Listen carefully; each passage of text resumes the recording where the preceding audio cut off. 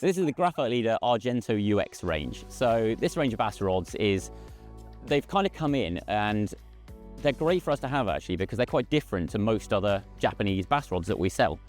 They obviously intentionally on Graphiteleader's part, they've made them slightly lower rating. So we get a lot of bass rods in that might be 9 foot rated to 30 or 35 or more obviously.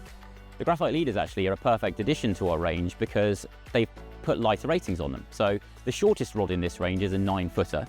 And they go up to 9 foot 8. So all those sorts of lovely ranges that we like to buy.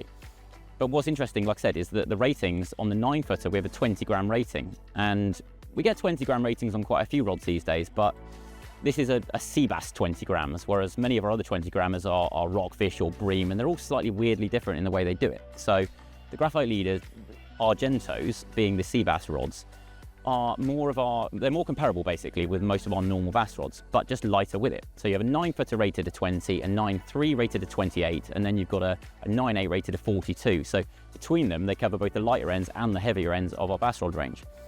What's especially good about them is just the quality of them. I mean, Graphiteleader have forever made amazing rods, and I think they actually make rods for other brands as well.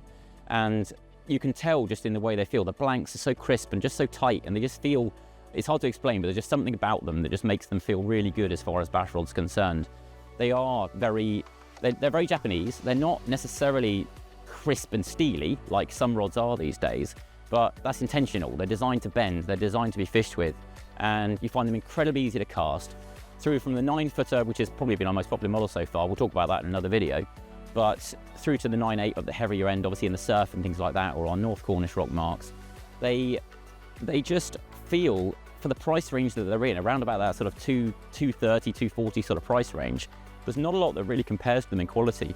There's the Tailwalk High Tide SSD, which I speak about a lot, which is equally good, I would say, but actually being that higher end of the ratings, that's perhaps the rod to look if you're fishing more normally rated lures.